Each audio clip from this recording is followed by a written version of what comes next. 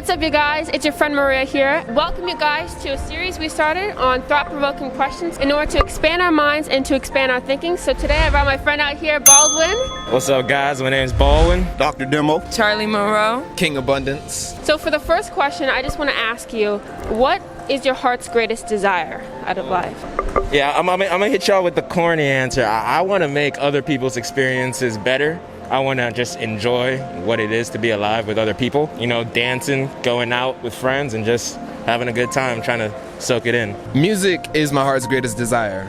I love rapping and performing and giving people a good time, so whatever can provide me with that financial standing to be able to do that all the time, that's where my heart is. My serious greatest desire is for everybody to be enlightened and know the truth as to what they need to do to guide and manage their life. There's a lot of misleading, misrepresentation, deceptions that are abound in every community and every arena. So myself personally, I've been blessed to know that I've been called to do some great things in the world and to shed the light from the scriptures. And that's what I stand on, and which causes me to have a aura and an energy that we're all in this together. So if one person in New Zealand or Siberia doesn't have or is inadequate with what they need, then we all are affected by that. And more people need to take that all-inclusive attitude and realize that if you step on that person, you're stepping on me, stepping on you, you're stepping on my man behind the camera. So we need to have a more humane approach to each other.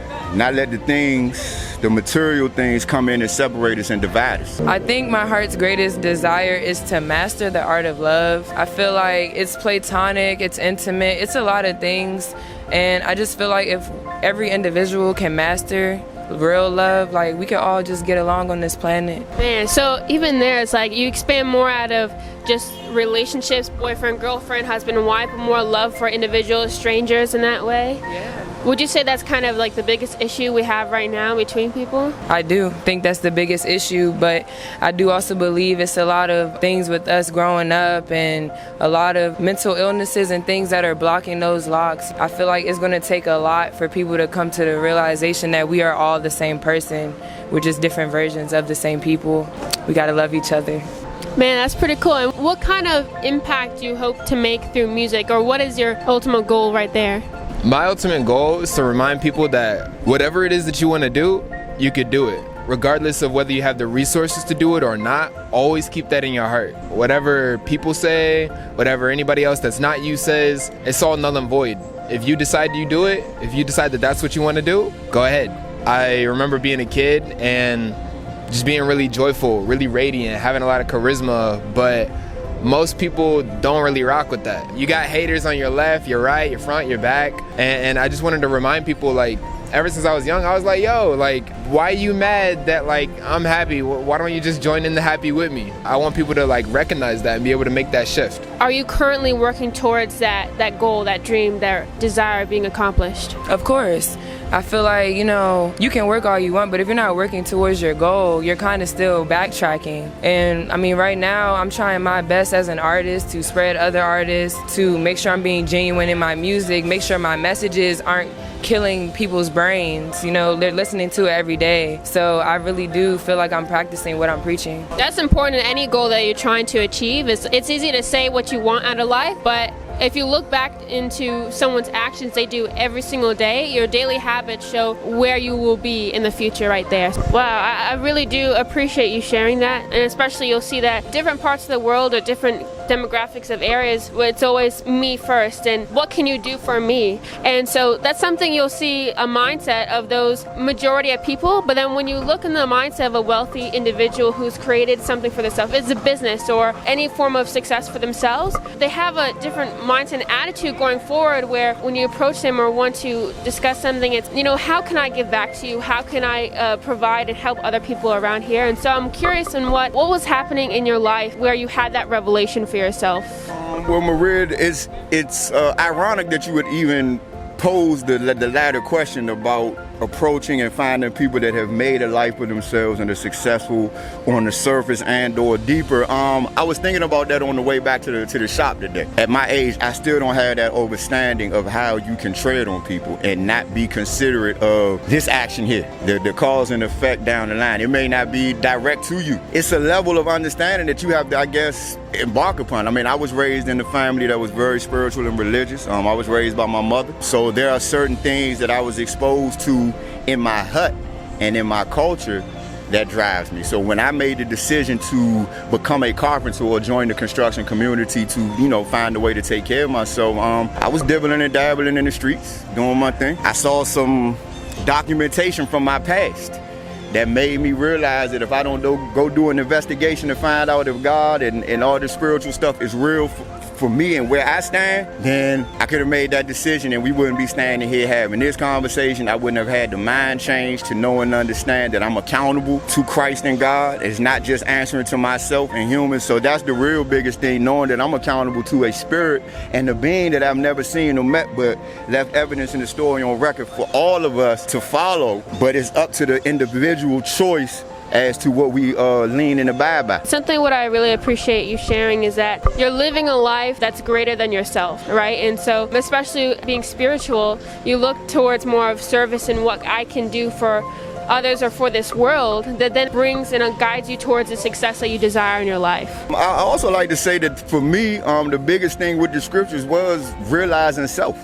It's a self-improvement, self-correcting document, but it teaches you to be selfless. And if you look at, pardon my vernacular, but Jesus' indictment and how Caesar and them wanted to kill the man falsely, which they did, all he did was for the people. Everything he did was for the people, and the Jews that were in power at that time were scared that he was going to infringe upon their influence and take what they had.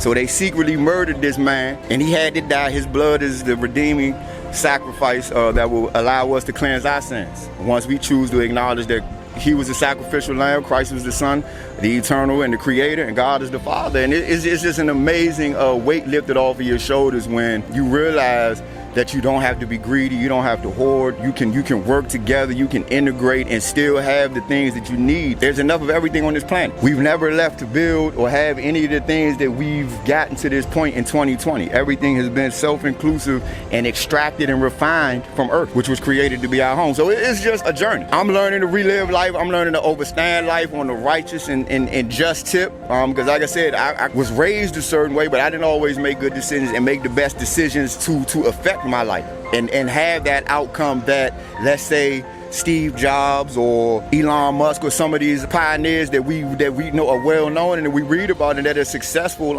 across many fronts. I just figured as long as I can take care of myself and provide for me in a meaningful way, I'm content. I don't need a lot to be happy. See, the things don't make me happy. It's the relationship for a long time that I thrived on and looked to build. And me as a person, I still have room to grow. I still have to improve. It's a day-by-day process. I'm nowhere near finished. I'm just getting started. Man, I really appreciate that answer, because I think the moment you think you've done it all or that you've worked as hard as you possibly could, that's the moment when you stop realizing your fullest potential in which you can actually be reaching, right? And so people think that 20 years old is old when you're at that age, but really when you're 40 and 50, you're just at halftime. And a lot of people at that age are thinking about retirement. You still got half the race going right there. And right there, I just want to ask, are you currently in the progressive realization of that worthy goal? Absolutely. Shout out to Bob Proctor. Absolutely. So ever since I was little, I was always just a music nut. I was that kid in the class who, like, the teacher would have to tell me like a good 4 or 5 times, stop making beats on the table. But the whole time, some of them teachers were like bumping with the beats I was making. So I'm like, I was cooling in class. I was like that progressive music, that progressive worthy ideal, that progressive vision in my head. It's never going out. It's never, because there were times when it almost did. I'm not gonna lie. And I'm only 20. And I say only because, I mean, like we said, halftime is at 40. We haven't reached halftime yet, right? But even when I was in elementary school, middle school, high school, my first semester of college, in terms of my ideals and when I was younger, people used to step on them. A lot of times we see people with goals. Normally, a lot of people, they just, because of what they've been taught, because of how their dreams got treated, they treat you the same way. They step on you. A lot of people don't do it on purpose. It's just the fact that, unfortunately, that's all they know. And that's why I'm like so happy about your channel, because like, you're literally educating people on what they should be knowing, and now they have a source to go to. You feel me? I'm always gonna have that drive,